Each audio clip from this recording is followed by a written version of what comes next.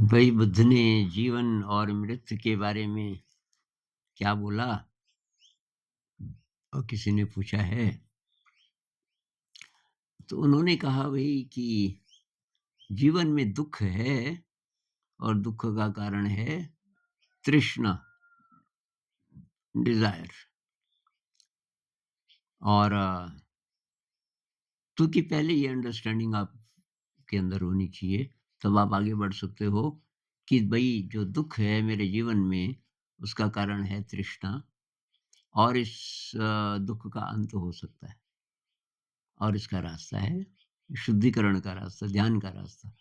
ध्यान जिसमें शील का पालन करो, पारमिताओं का पालन करो, हर समय माइंडफुल रहो, मन में गड़बड़ विचारों को मत आने दो। बुद्ध कहते हैं कि आप अपने विचारों का रिजल्ट हैं।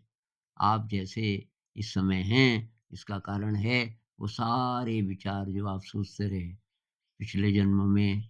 चलो पिछले जन्म छोड़ भी दो, तो जब से आपको ये भाषा आई तब से लेके अब तक, तो अच्छे विचार सोचो हर समय अवेयर रहो, तो तब दुख का अंत हो जाएगा। कैसे पता चलेगा?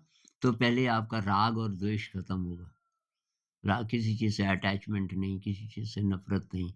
राग और द्वेष आपका कम होना शुरू होगा धीरे-धीरे, धीरे-धीरे। और फिर ये तृष्णा कम होनी शुरू हो जाएगी। ये जो डिज़ायर होती है ना साइकोलॉजिकली इम्प्रूव करने की अपने को, तो वो खत्म हो जाएगी। और फिर डेथ अच्छी चीज़ है, डेथ रिमाइंडर है कि भई और काम करना है और शुद्ध होना है, क्योंकि कम ही टाइम बचा है। जब आप जवान हो, तो भी टाइम कितना है आपके पास 70-80 साल ज़्यादा से ज़्यादा। अब आप बूढ़े हो गए, मिडल एज्ड हो गए, अब और कम टाइम बचा है। और बूढ़े हो गए, तब तो बहुत ही कम टाइम बचा है। तो वो डेथ याद दिलाती है और उसके बाद रीबर्थ होती है।